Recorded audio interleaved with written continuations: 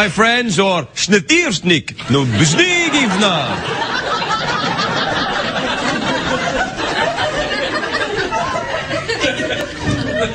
That wasn't really Norwegian. It was pretend Norwegian, just like these people over there. Not really Norwegian. No, they're from Jersey. I just found out. My first guest tonight has blonde hair, which makes me think he might have some kind of Norwegian ancestry. You probably know him as the host of Hardball on MSNBC. He's got a new book out called The Hardball Handbook, The Politics of Life, which is in stores now. Please welcome the glory that is Chris Matthews, everybody. Chris Matthews.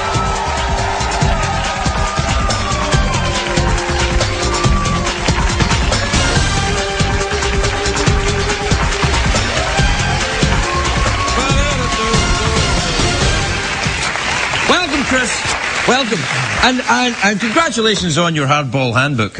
What does this teach you? Teach you how to get a job. At MSNBC?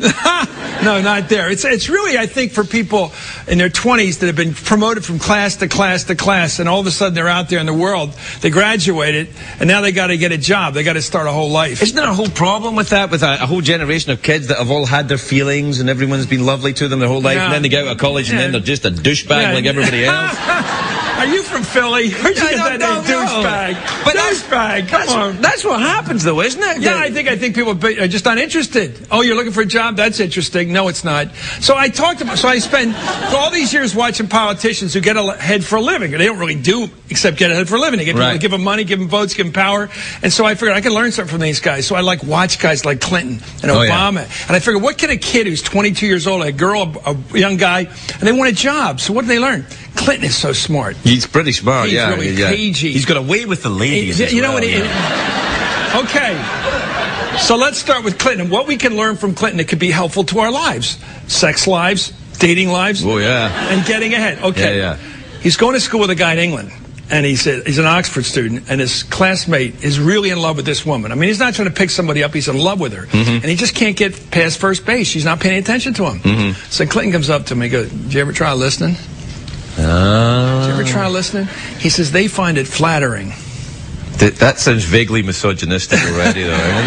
No. I mean, the whole they thing, I'm not sure. No, this is his advice, and it really works, I think. Really? I never tried it. No, I don't. But, I mean, I thought you drank a lot of beer and bragged a lot. Yes. And that would work. It works for some girls. But some guys, they go, I never heard, did anyone ever tell you you're poetic? The way you put words together. Oh, thanks.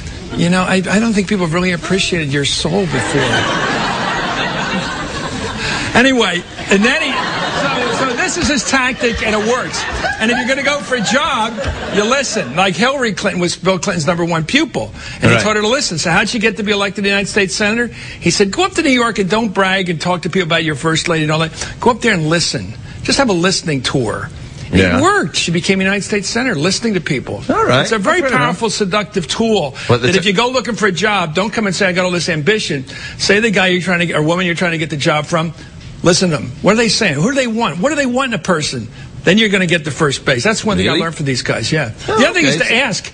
Politicians are fabulous at asking for things. Most people say, I'm going to do it myself. I'm not going to ask anybody for anything. I'm going to be on my own. Politicians say, please vote for me. Please give me money. Please give me power. Please let me run your country. It works, though. No, I know. It works. It makes me not like them. You know why they do it? You know why they do it? Why do they do it? Because some people say no. So you got to ask a lot of people to get enough to say yes. So I always say to people, you got to take a lot of no's till you get the one that changes your life, the big yes. Is there anything in this that could get me out of this late night game? And also, does it mention in here, I've noticed your hair is very, very blonde, Chris, and I wonder... Yours is kind of like salt and pepper. Well, mine's is salt and pepper, but that's age. Yours, I think... are you in any way Scandinavian? No. Is your ancestry... No, I'm from where you're from. I'm from the islands. Oh, you're from Scotland? No, I'm from the other part. Not England. No. Oh, Ireland. I'm 3/4 Irish, and my grandmother's from Northern Irish. Right. Northern Ireland. She was like Mrs. Doubtfire when we were growing up. Right. She had the complete accent, the brogue, and the whole routine. She was very good. She was a Presbyterian woman from Northern Ireland, right? The rest of the family were the Shields, the Conroys, and the Quinlans are all Southern Irish, all Catholic Irish. Yeah. And my grandfather is from England. So I've got that them makes all. for a lot and he of came over, and she came over, and so we're immigrants. Yeah. That's and then you grew That's up. why I like you. Well, you don't like me. You're just listening. No, you're doing the listening trick. You're doing the listening trick. You did. Well, did you when you were You a really younger? are poetic. I mean, you're a very happily married man. But in your younger days, or when you met your wife, did you? She's great. She's a Cunningham. She's got that nice name from Ireland. My wife's name is Cunningham. Really? Are we married to the same woman? Wouldn't that be? Oh, that's interesting. Well, because I will tell you this. My wife, whenever we watch you on television, which frankly is too often for my liking, she always says that how attractive she thinks you are, and her name is Cunningham. Yeah. And sometimes when I'm at work and I call home, she's not home. Same thing with me. Now, we went to that place right on the border between Northern Ireland and the rest of the Republic, where there's a place called something Manor, Cunningham or something. We found the whole place. Right. We had our first date. Cunningham's a Scottish name. Yeah, no, it's Irish. We went to an Irish. Scottish. It's Scottish. Yours is Scottish. Mine's Irish. Cunningham. If you got Cunningham in Ireland, here's how he got there: by boat. Okay. That's how. We go to an Irish. My first date with her, we went to Chinese first of all. We had Chinese. Then we went to an Irish bar. Right. And we go up to the coats of arms up on the wall. Cunningham. Coat of arms from Scotland. That's why. They got in the boat with the coats of arms and they went, let's go on a holiday to Ireland. What's it doing at Mad Cane's then? Well, because the Scots and the Irish are very friendly.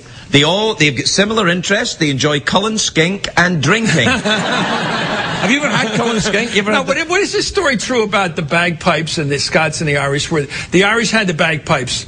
No, you know, and they didn't take them very seriously. And they gave them to the Scots. You guys took them really seriously. Right. Well, yeah. You know, we consider them like a musical instrument. No. The Arabs had the bagpipes. The bagpipes go back to the Arab countries. You didn't know that? No. Oh yeah. Oh, I'm listening.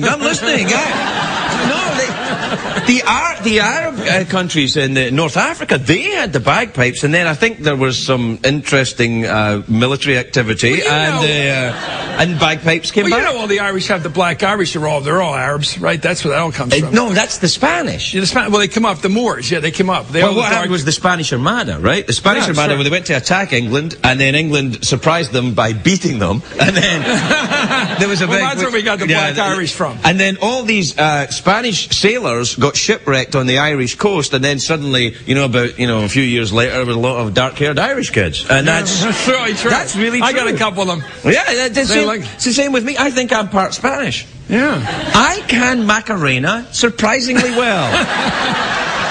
Now explain that to me. How's it? Tell me. We've got to talk some politics, at least a little bit. Okay, good. Obama and the honeymoon period. How's it going? It's going great. It's still going. I thought that speech last week in Cairo was unbelievable. I said that's the reason we elected the guy.